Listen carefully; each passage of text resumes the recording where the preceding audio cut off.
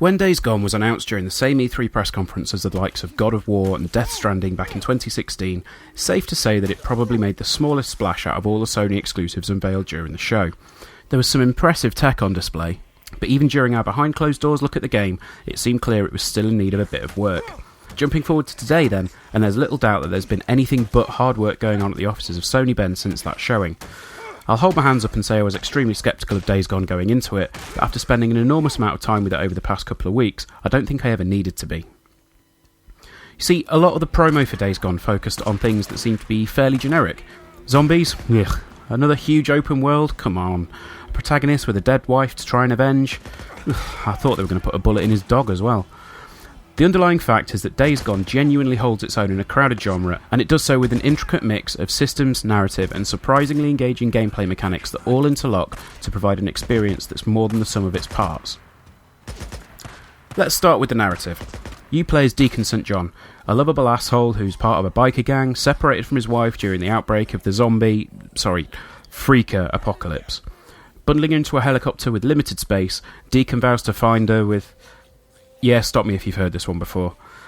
The thing is, this Sons of Anarchy cross Walking Dead mashup soon warms up to be part buddy cop black comedy and part survival horror.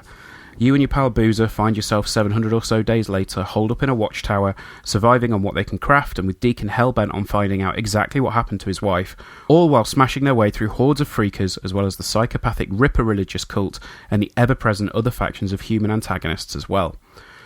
Through a series of events, Deacon finds himself riding out alone with Boozer keeping tabs on the hideout, and you're tasked with everything from hunting to crafting to allying with other camps in order to help humanity survive this hideous outbreak.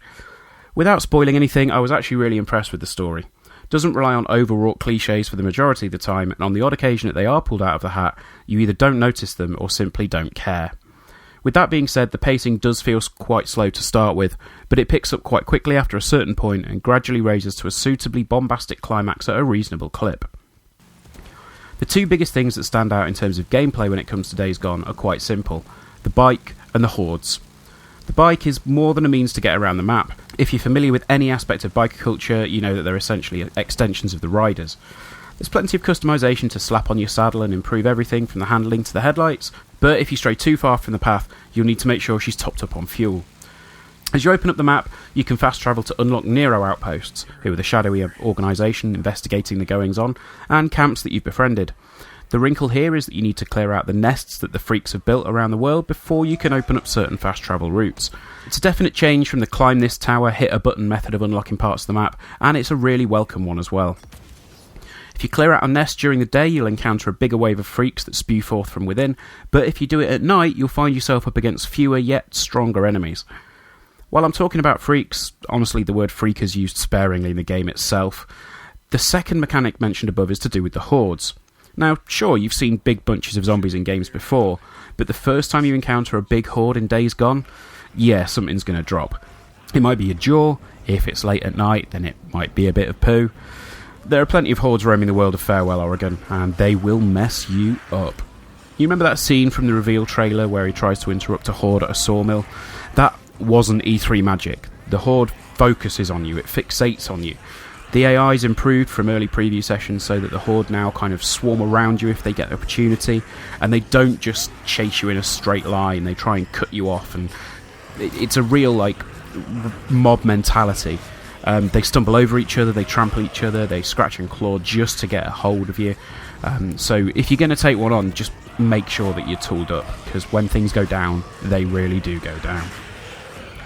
And pleasantly enough, these things don't include the frame rate for the most part. I was really sceptical that the frame rate when the hordes got involved was going to tank, but for the most part, it's actually really good. There are some weird drops in the frame rate, sometimes seemingly for no reason at all, but on the whole, there's absolutely no denying that Days Gone looks absolutely sensational. The world building and the weather effects are stunning here, right down to what looks like real-time snowfall settling on the ground. There were a few other technical issues. There is another patch that's releasing tomorrow, I believe, as I record this, which is the day you're probably listening to this. So there is a day one patch. There have been a couple of patches already which have improved things, so hopefully it will be better on launch, because it has improved with every single one. But as I say, there have been some technical issues, from frame rate drops seemingly for no reason. Audio tracks sometimes randomly drop out. Sometimes it will be the bike audio. Sometimes it will be dialogue during a cutscene or during gameplay. And one time, if you look back on our gameplay video, there was a point where there was a big banner across the top which just didn't go away. Fortunately, either reloading saves or just restarting the game seems to fix these problems, so I don't really know what's caused them, but your mileage may vary. But there we go. But if I were to give a piece of advice playing through the game, it'd be to just savour the open world, kind of do the side quests, do the Nero checkpoints, kind of build up your camp credits with different survivors and things like that. It's a really good opportunity to do loads of stuff to build yourself up and make sure that you're ready to take on the hordes. Make sure that you can do things during the day and the night, because things change around. The hordes they come out at night. The freakers get a bit stronger during the evening. It's not kind of on a Dying Light level, but it's definitely there. You do notice a difference.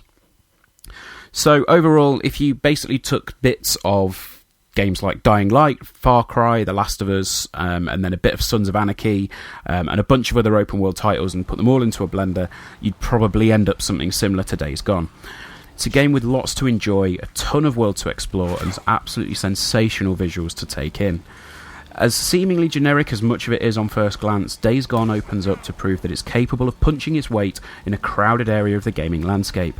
A slow start to the story might put some people off, and there are some technical issues that raise their head on the odd occasion, but there's plenty in here that gives you cause to overlook them. Farewell, Oregon. I had a great time clearing you out of freaks. Thanks for watching, guys. If you have enjoyed this video, please do leave us a like, drop us a comment, and subscribe to the channel. We've got some more Days Gone content coming up shortly, and we will see you next time. Cheers. Bye-bye.